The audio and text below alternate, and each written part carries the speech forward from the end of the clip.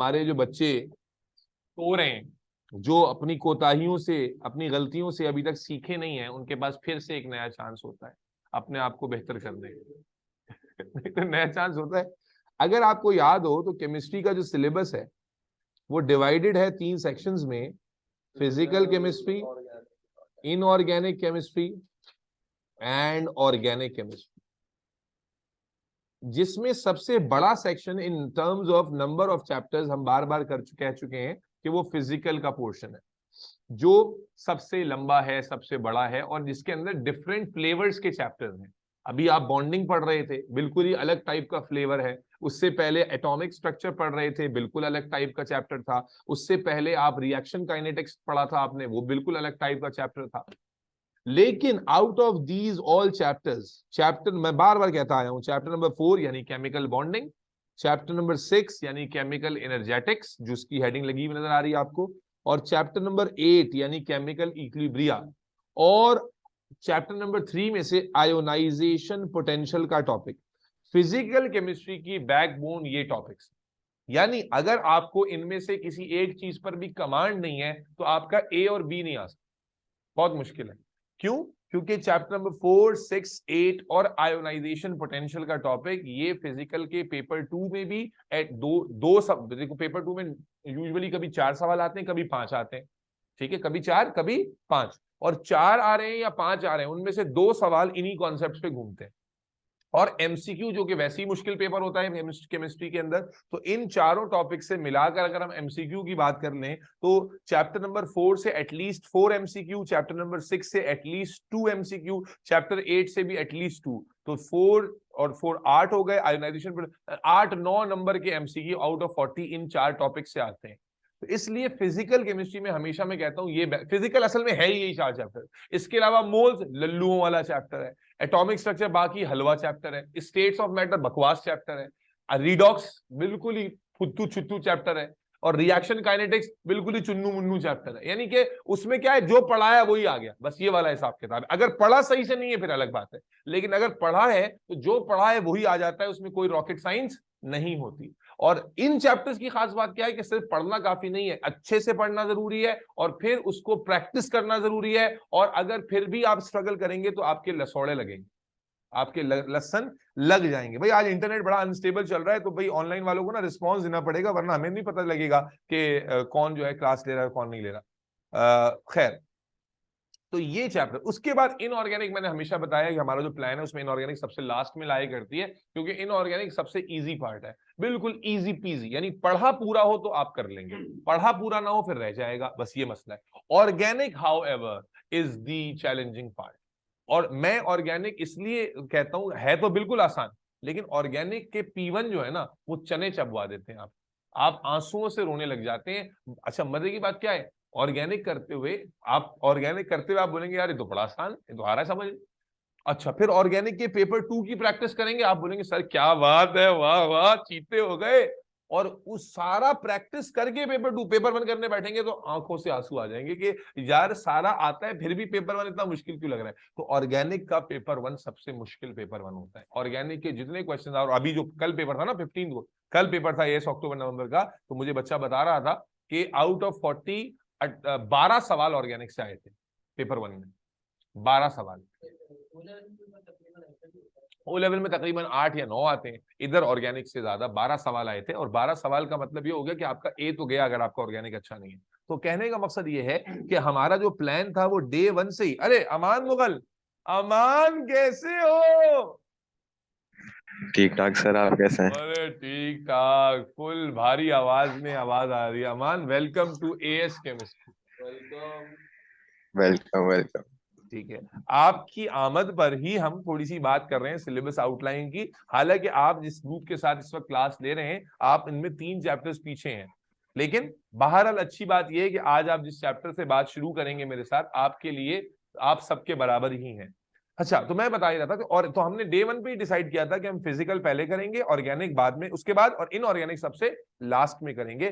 Physical पूरी कर लेना इसलिए जरूरी है कि फिजिकल में चूंकि अलग अलग चैप्टर्स मौजूद हैं तो उनकी प्रैक्टिस में टाइम लगता है। केमिकल बॉन्डिंग की अलग एक्सटेंसिव प्रैक्टिस है, अभी जो चैप्टर स्टार्ट हो रहा है इसकी अलग प्रैक्टिस है। और जैसा कि मैंने हाईलाइट किया था कि भाई 4 हम कर चुके हैं, जस्ट खत्म किया। इससे पहले मैंने अच्छा जो चैप्टर मैंने कराए हैं, जिन्होंने करा दिए हैं वो अलग से होंगे, जिनके मिस हुए हैं, चैप्टर 9 और चैप्टर 3 ये हम इससे पहले कर चुके हैं। तो 9 भी हल्का चैप्टर है, एटॉमिक स्ट्रक्चर था बेटा, और इसके अलावा जनाबे अली अल्लाह आपका भला करे रिएक्शन काइनेटिक्स था। इसके बाद रीडॉक्स एक है, तो वो भी आसान सा चैप्टर है। तो अब जैसा कि आपको नजर आ रहा है कि हमने ऊपर लिखा है 4 जो डन एंड डस्टेड, अब हम नॉक करने जा रहे हैं चैप्टर नंबर 6 को, ठीक है। और जैसा कि मैंने कहा कि फिजिकल केमिस्ट्री का गेम चेंजर ये 4 टॉपिक्स हैं, और 4 टॉपिक्स में क्या है, आईपी और चैप्टर नंबर 4, तो जैसे तैसे करके आप रट्टा लगा लेंगे। खुदा की कसम चैप्टर 6 आपको जलील कर देता। अगर किसी को चैप्टर 6 नहीं आता हो ना, आप रो रो के भी चैप्टर 6 नहीं कर सकते। आपको कभी समझ में नहीं आएगा कि सवाल कैसे आएगा तो कैसे आंसर करना है। और अगर आपको समझ में आ जाए तो मैं आपको कह सकता हूं कि आप बगैर कोई एक वर्ड लिखे सॉल्व कर सकते। ये पूरा चैप्टर न्यूमेरिकल बेस्ड चैप्टर है, पूरा चैप्टर न्यूमेरिकल बेस्ड चैप्टर है। तो मोल्स के न्यूमेरिकल में तो बच्चों की वैसी हवा निकल जाती है, तो इन न्यूमेरिकल्स में और मुसीबत पड़ जाती है। और न्यूमेरिकल्स के साथ कॉन्सेप्ट भी इस चैप्टर की मीरास है। तो इसलिए मेरे भाइयों, दोस्तों, बुजुर्गों, अल्लाह रब्बुल इज्जत के फजल और करम से अब हम एंटर होने जा रहे हैं केमिकल एनर्जेटिक्स के चैप्टर में। आपने कोशिश करनी है, ये मैं क्यों इतना बार बार बताता हूं कि भाई अगर आपने इन इन चैप्टर्स को जो 4, 6, 8 और आईपी लिखा हुआ है, अगर आपने फिजिकल से इनको तगड़ा नहीं किया तो आप फिर वो मुंह के जो मंजन बेचते हैं कि मुझे ए मिल जाए, घंटा मिलेगा, मिलना भी नहीं चाहिए। आपका 4, 6, 8 और आईपी बिल्कुल पानी होना चाहिए, पानी, बगैर किसी रिवीजन के आना चाहिए ये वाली। फिर ऑर्गेनिक, क्योंकि ऑर्गेनिक पे जाने का मतलब क्या है कि फिजिकल छूट जाएगी। फिजिकल छूट क्यों जाएगी? क्योंकि organic is a time taking section, जिसमें कम से कम 1.5 महीना लग जाता है अगर तमीज से किया जाए। तो जल्दबाजी में किया जाए तो 10 दिन में भी हो जाती है, लेकिन हम तमीज से ही करेंगे ऑर्गेनिक। और इनऑर्गेनिक ऐसी है जो 10 दिन में हो जाती है। तो असल में फिजिकल से जब आप फारिग हो जाते हैं ना, तो फिर आप ऑर्गेनिक पे प्रॉपर्ली फोकस कर पाते हैं। तो इसलिए ज्यादातर टीचर्स जो हैं वो फिजिकल केमिस्ट्री पूरी करके ही ऑर्गेनिक की तरफ जाते हैं। और ऑर्गेनिक आपने ओ लेवल में जो पढ़ी थी वो तो बिल्कुल ही बकवास किस्म की ऑर्गेनिक थी, हलवा किस्म की। असल ऑर्गेनिक का जो फ्लेवर है, जो टेस्ट है, वो पता ही चलेगा आपको एएस में इंशाल्लाह। खैर, तो बेटा अब सारी बकवास करने के बाद अब मैं आपको बता दूं कि हम जिस चैप्टर से आज आपकी खटिया खड़ी करने जा रहे हैं, क्लास शुरू करने जा रहे हैं, वो है केमिकल एनर्जेटिक्स का चैप्टर। और केमिकल एनर्जेटिक्स के चैप्टर में मैं आपको सिखाने लगा हूं कि चैप्टर किस बारे में है, और आपको थीम देने लगा हूं। मुझे ऑनलाइन वालों का ज्यादा इनपुट चाहिए होगा, क्योंकि आज तो इंटरनेट भी बहुत लैग कर रहा है और चैप्टर भी नया है और कुछ नए नाम भी हैं। इससे फर्क नहीं पड़ता कि आपने पीछे क्या पढ़ा हुआ है, मैं सच कह रहा हूं कि इससे फर्क नहीं पड़ता मेरे पास आकर के आपने पीछे क्या पढ़ा हुआ है। बस यहां से जो पढ़ रहे हो ना, वो अच्छे से आना चाहिए। मुझे इसमें ये मंजन नहीं चाहिए कि कॉलेज में टेस्ट था तो नहीं हुआ। आपको करना ही है और हर हाल में करना है, ठीक है। हानिया लेट आ रही हो बेटा क्लास में, और वो तुम्हारी दोस्त कहाँ है, फातिमा? हानिया, फातिमा किधर है? सर पता नहीं। अरे जगाओ उसको यार, नया चैप्टर, अभी मेजर टॉपिक में एक्सप्लेन कर दूंगा, फिर पूरे चैप्टर में स्ट्रगल करेगी लल्लू लाल। चलो, इनर्जेटिक्स बेटा, केमिकल एनर्जेटिक्स ना, ये उस चैप्टर की कंटिन्यूएशन है जो आपने ओ लेवल में पढ़ा था। याद कीजिए, एक्सोथर्मिक, एंडोथर्मिक सुना था, ठीक है। तो इस चैप्टर का जो असल में ये कंटिन्यूएशन है ओ लेवल्स के एक्सो एंडो वाले चैप्टर का। तो एक्सो एंडो वाला चैप्टर मैं क्विकली रिवाइज कर, हालांकि बुक में आप देखेंगे तो घंटा है, कुछ भी नहीं है, लेकिन मैं एक्सो एंडो से 2-4 बातें रिवाइज कर देता हूं, फिर चैप्टर पे आता हूं, ठीक है। तो बच्चों याद कीजिएगा, आपने पढ़ा था ओ लेवल्स में कि थर्मोकेमिकल रिएक्शंस, कौन से रिएक्शंस? थर्मोकेमिकल रिएक्शंस कितने टाइप्स के होते हैं? कितने टाइप्स के होते हैं भाई? 2 टाइप के। कौन कौन सी 2 टाइप्स थी बेटा? Aman, endothermic reaction, endothermic and and exothermic. Exothermic reactions. Yes और नो? सारा सारा बोलो बेटा। एक्सो एंडो पढ़ा था ओ लेवल्स में? अबे मुंह से जोर से बोलो सारा। एक्सोथर्मिक रिएक्शंस एंड हाँ एंडोथर्मिक। और क्या होते थे बेटा? याद कीजिएगा, जिनमें थर्म कहते हैं हीट को, एंडो कहते हैं टेकिंग इनको। तो जिसमें हीट क्या होती थी? एब्जॉर्ब होती थी, उसे हम एंडोथर्मिक कहते थे। और जिनमें हीट क्या होती थी? रिलीज होती थी। ये मैं रिवीजन की सेक पे कर रहा हूं ताकि पीछे कुछ रह ना जाए, बल्कि कनेक्ट करना आसान हो। असल जो मैं कराना चाह रहा हूं इसमें वो था ग्राफ। याद कीजिए इस चैप्टर में एक ही चीज थी जो एनर्जी प्रोफाइल डायग्राम कहलाती थी, ठीक है ना। तो असल मैं इसको रिपीट या रिवाइज इसीलिए कर रहा हूं ताकि एनर्जी प्रोफाइल डायग्राम याद आ जाए आपको। ये सारा ओ लेवल वाला है, कुछ भी ए लेवल का नहीं है। एनर्जी प्रोफाइल डायग्राम याद कर लेते हैं थोड़ी सी, कि दोनों की एनर्जी प्रोफाइल डायग्राम कैसी बनती थी, कुछ बातें क्लियर हो जाएंगी बेटा। तो जल्दी से बना लेते हैं। Energy profile diagram for endothermic कैसे बनती थी, ग्राफ बनाते हैं। इस तरफ बना रहा हूं बेटा एंडो की, और इस तरफ बना रहे हैं एक्सो की।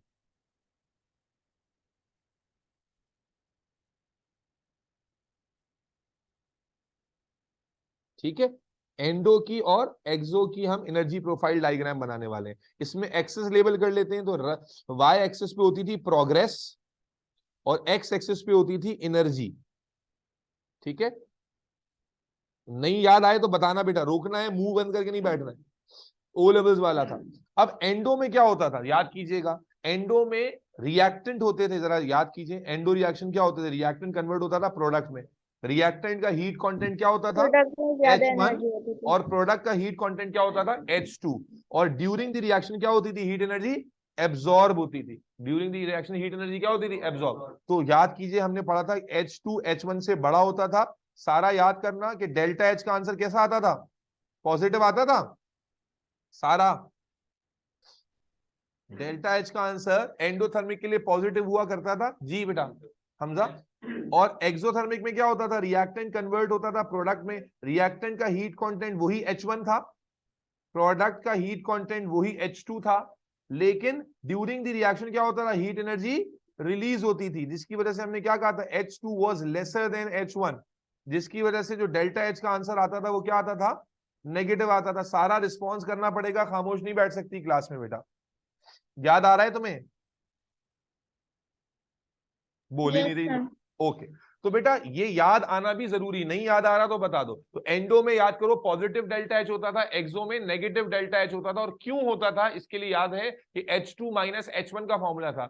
एंडो में H2 बड़ा होता था इसलिए H2 माइनस H1 का आंसर पॉजिटिव था, और एक्सो में जो H2 है वो छोटा होता था, H1 बड़ा होता था, इसलिए आंसर माइनस में आ जाता था। याद आ गया। अब इसी लॉजिक को मैं बताने के बाद, क्योंकि स्टेटमेंट में ओ लेवल्स की बातें भी रिपीट होती हैं, तो मैं एंडो की जब डायग्राम बनाता हूं तो याद आ जाएगी तुम लोगों को कैसी डायग्राम थी बेटा। डायग्राम में क्या होता था, सबसे पहले हमारे पास एंडोथर्मिक में H1 चूंकि क्या है, छोटा है, तो हमारे पास H1 यानी रिएक्टेंट का जो एनर्जी लेवल होता था वो छोटा होता था, और प्रोडक्ट का एनर्जी लेवल बड़ा होता था। टूवर्ड्स द एंड प्रोडक्ट बनेगा, तो हम टूवर्ड्स द एंड प्रोडक्ट दिखाते थे, याद कीजिएगा। और इसका हीट कंटेंट H2 से शो करते थे। यस और नो, फायजा, आफरीन, हानिया, मुस्तफा, सारा, यस सबको, इंशाल, यूसुफ, हमजा। और क्या होता था कि टू स्टार्ट अ रिएक्शन हम कहते थे यूं करके ग्राफ जाएगा और ऐसे करके बनता था।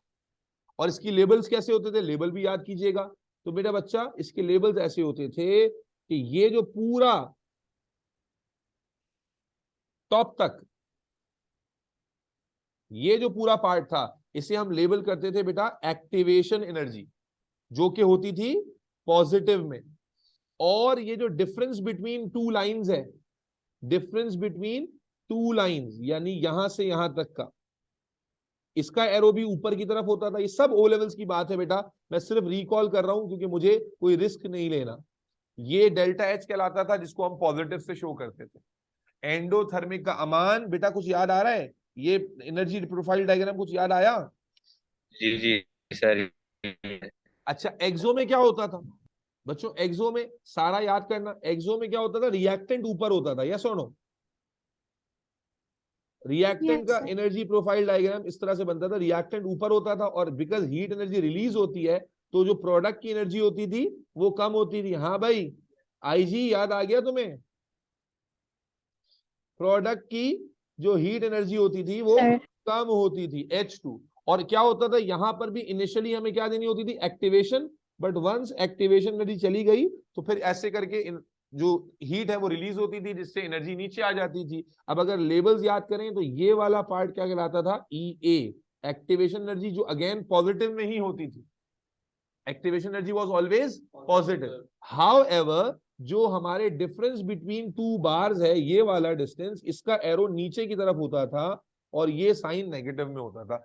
These were the energy profile diagrams for exo and endothermic reactions, जो हमने ओ लेवल में पढ़ी हुई है। I have just revised that, कोई अलग से कुछ समझाया नहीं है, लॉजिक याद दिलाई है कि एंडो में याद रखो डेल्टा एच पॉजिटिव होता था। पॉजिटिव कब होगा? जब H2 बड़ा होगा, क्योंकि फॉर्मूला था H2 माइनस H1। तो पॉजिटिव आंसर का मतलब है H2 बड़ी वैल्यू है, H1 छोटी वैल्यू है। यस और नो? और एक्सो के अंदर जो डेल्टा एच है वो नेगेटिव होता था। नेगेटिव किस वक्त होगा? जब H2 छोटा होगा। तो उसी लॉजिक से हमने एंडो में H1 नीचे बनाया है और H2 ऊपर बना के शो किया है, और एक्सो में H1 ऊपर बनाया है, H2 नीचे बनाकर शो किया है।